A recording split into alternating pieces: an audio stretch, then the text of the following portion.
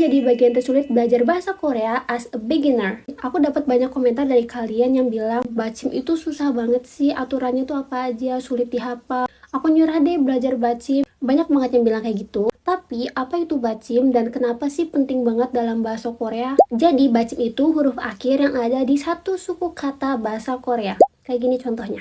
Kenapa itu penting? Karena cara baca, kosakatanya apa, hurufnya kayak gimana, itu bakalan beda banget sama apa yang ada di tulisannya. Simpelnya itu, kosakatanya tuh hurufnya apa, itu bisa cara bacanya berbeda, nggak sama, nggak plek ketiplek sama kosakatanya tuh hurufnya apa aja. Aku udah sering ingetin kalau baca Hangul itu jangan bergantung sama romajinya, karena itu bener-bener beda banget. Romaji itu apa? Romaji itu simpelnya tuh huruf Hangul di ABC-in, jadi kayak kata-kata pembantu gitu. Kenapa jangan bergantung sama romaji? Ambil contohnya, di bahasa Arab tulisan ro itu kan dibacanya kan ro, tapi biasanya dilihat di romajinya itu ra, bukan ro. Belajar beberapa bahasa itu bener-bener harus diperhatiin gimana sih cara bacanya. Jangan banget bergantung sama romajinya karena itu bakalan beda banget. Contoh di sini dalam bahasa Korea itu ada, ini di romajinya tuh tulisannya maknae. Tapi menurut aturan bacim itu bacanya mangne. Itu buktinya aturan bacim itu bener-bener penting banget dalam bahasa Korea. Di video kali ini aku mau rangkumin aturan bacim untuk semua huruf Hangul. Ini materi aturan bacim yang paling dasar banget ya, yang jadi pondasi kalian buat belajar aturan bacim selanjutnya. Duduk, ambil catatannya, catat. Yang pertama ada huruf B. Kalau di akhir banget nggak ada huruf lainnya, nggak ketemu huruf lainnya, itu dibaca P. Contohnya di sini ada bab. Tulisannya kan di situ kan B-A-B, tapi dibacanya itu bab. Kalau ketemu sama vokal itu dibacanya sesuai sama huruf aslinya yaitu B. Contohnya di sini ada bubble, bukan bubble tapi bubble. Vokalnya itu yang E ya. Tapi kalau ketemu sama konsonan lain itu bakalan beda bacanya. Aku udah pernah bikin di video ini ya. Huruf selanjutnya ada M. Kalau di akhir banget nggak ada huruf lain itu dibacanya M. Contohnya itu ada mam. Kalau ketemu sama vokal dia dibaca huruf aslinya M juga. Contohnya itu emak. Vokalnya itu yang A ya. M ketemu sama A jadinya emak. Tapi kalau ketemu sama huruf lain itu bunyinya beda dan aku udah pernah bahas di video ini. Bisa dilihat ya. Selanjutnya ada huruf G. Kalau di akhir dia dibacanya K. Di akhir banget ya, nggak ada huruf lain. Contohnya itu ada senggak, bukan senggak, tapi senggak.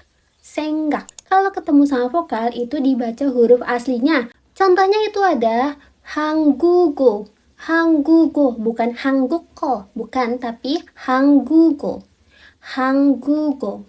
G ketemu sama O jadinya hanggugo. Tapi kalau ketemu sama huruf lain itu bakal beda bunyinya. Aku udah pernah bahas di video yang ini. Huruf selanjutnya ada real. Kalau di akhir kata gak ada huruf lain itu dibacanya L. Contohnya yaitu bul, B-U-L. Nah realnya itu kan di akhir gak ada huruf selanjutnya lagi. Itu dibacanya L, bul. Kalau ketemu sama vokal itu dibacanya sesuai sama huruf aslinya yaitu R. Contohnya yaitu buri.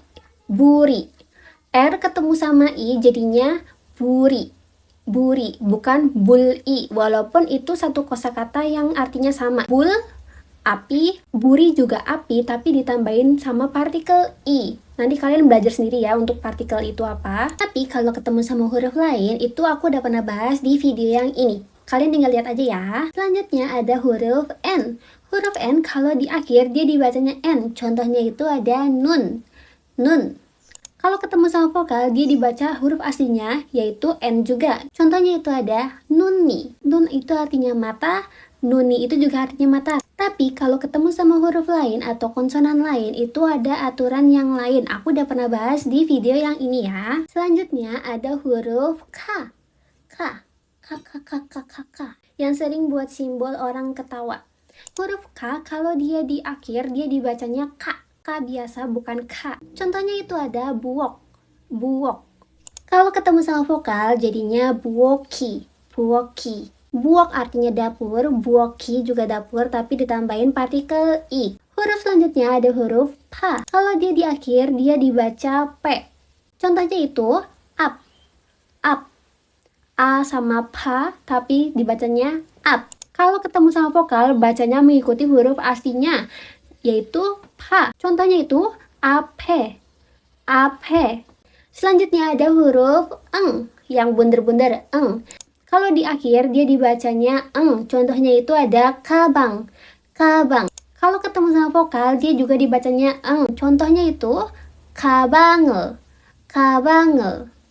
E-nya itu vokal ya, jadinya kabangel. Dan yang terakhir ada huruf sisanya, yaitu ada huruf ja, ca, da, ta, sa, ha, double S. Kalau di akhir dibacanya T. Contohnya ini kalian bisa baca sendiri. Kalau ketemu sama vokal itu mengikuti huruf aslinya. Contohnya seperti ini, kalian bisa baca sendiri juga. Terus kalau ketemu sama huruf lain atau konsonan lain, aku udah pernah bahas di video-video sebelumnya. Kalian bisa cek di playlist yang udah aku buat, playlist bacim, dan aku udah urutin video-videonya. Jadi kalian bisa gampang buat pelajarinya. Kalau misalnya kalian gak belajar bacim atau gak terbiasa menggunakan bacim, kalian pasti bakal salah paham terus kalau ngobrol pakai bahasa Korea. Misalnya kita dengar dongnyo, terus kita cari di Google Translate itu dongnyo, dongnyo. Dong tambahin nyo, tapi nggak muncul artinya apa, malah arti yang lain. Itu bakalan bikin salah paham kan. Sebenarnya dongnyo itu tulisannya itu dongryo. Jadi bacim itu apa? Bacim itu wajib dipelajari. Semoga video ini membantu. Semangat belajar. Bye bye.